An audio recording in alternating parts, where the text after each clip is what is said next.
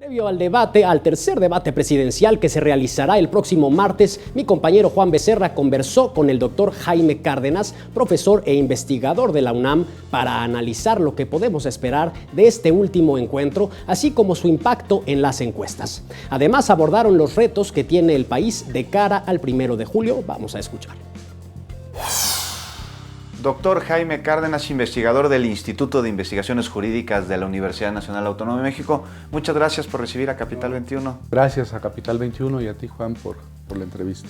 Doctor, háblanos un poco acerca del próximo debate entre los aspirantes a la presidencia de la República. ¿Cree usted que el debate sea una herramienta que en efecto ayuda para que la población, el electorado, tengamos un voto informado? Bueno, como lo comentábamos en un programa previo, es verdad, este es el último debate presidencial, el 12 de junio, será en Mérida, seguirá más o menos el formato, dicen que del primer debate, el que hubo aquí en la Ciudad de México, pero con preguntas de ciudadanos.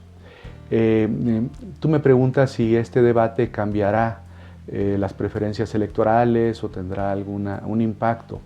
Yo creo que por las condiciones en este momento del país, no tendrá como el resto de los dos debates previos, un impacto electoral determinante. Las condiciones en México ahora son muy especiales por el cansancio de muchos sectores de la población con el modelo económico, con el modelo político, con la corrupción.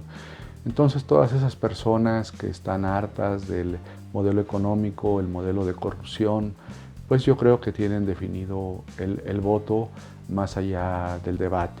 Ahora va a ser interesante, como es el último debate, veremos cómo los candidatos del segundo y el tercer lugar pues hacen un esfuerzo por remontar posiciones, a ver si encontramos algo más novedoso en Mid o en Anaya, ¿no? Yo creo que eso será lo interesante, pero la verdad no creo que sea determinante para el resultado electoral.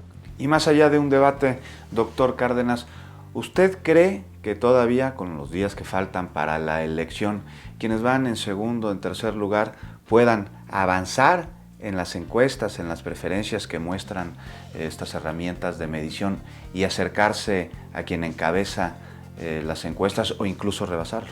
Yo creo que sí, puede haber todavía corrimientos en las encuestas de parte del segundo o del tercer lugar. Pueden subir algunos puntos. Es muy difícil que puedan acercarse al primer lugar, porque bueno, pues las encuestas hablan de 20 puntos, 25 puntos de diferencia, pero desde luego sí puede haber en estos días un ascenso en preferencias electorales a favor de alguno de los dos, de Anaya, que es el segundo lugar, y de Mid, que es el tercero. Eso sí lo podemos observar, creo que se podrá ver, será interesante. Otro factor también que no hay que descuidar es el tema de la operación política de los gobernadores. Esas operaciones implican pues el empleo de los programas sociales con fines electorales, la compra de votos, la cooptación de los funcionarios de casilla, la compra de representantes de otros partidos, en fin, todos esos esquemas de corrupción o de irregularidades electorales que son conocidas en nuestro país. Es decir, no todo está pavimentado, no todo es miel sobre hojuelas. Yo creo que hay retos todavía muy importantes para las autoridades electorales, y tanto nacionales como las autoridades electorales de los estados, sobre todo en aquellas entidades federativas donde la competencia entre el primero y el segundo lugar es muy reñida. Y hablando precisamente sobre los retos de la autoridad electoral, ¿cuáles son los principales, doctor? Pues los principales es que sus sistemas, por ejemplo, informáticos, son distintos sistemas que tienen sistemas informáticos para la fiscalización, tienen sistemas informáticos para las incidencias el día de la jornada electoral, tienen sistemas informáticos para resultados preliminares, para el conteo rápido. Entonces yo creo que uno de los riesgos es que esos sistemas no vayan a funcionar bien. Imagínate que el PREP termina sin funcionar adecuadamente, o que el conteo rápido fracasa por alguna razón.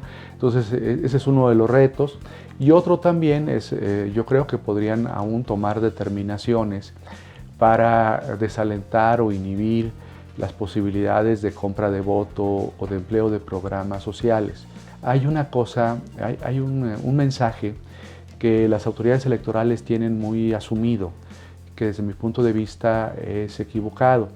Ellos utilizan la metáfora, como sabes, del fútbol, y dicen que son el árbitro, y que el mejor árbitro es el que no se nota en un partido de fútbol. Yo creo que en este caso no. Más que árbitros, ellos deben entenderse o considerarse garantes.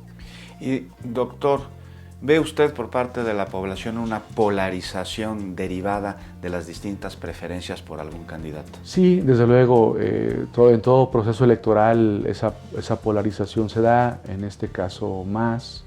Va a ser muy importante que después del día de las elecciones, que si el que gane las elecciones, el que sea el que gane las elecciones, pues que tenga acercamientos con los otros candidatos, con el presidente de la República, que se inicie un proceso pues muy terso, muy cuidadoso de transición del gobierno actual al nuevo gobierno, que se cree un equipo de transición del presidente electo, y que uno de los cometidos de ese equipo de transición no solamente sea preparar el plan de gobierno o las acciones inmediatas del futuro gobierno, sino también tender puentes con todos los sectores sociales relevantes de este país, y de actuar solamente en el marco de la ley. Yo creo que ese tipo de encuentros, de acercamientos con grupos sociales, políticos y económicos relevantes, mediáticos incluso,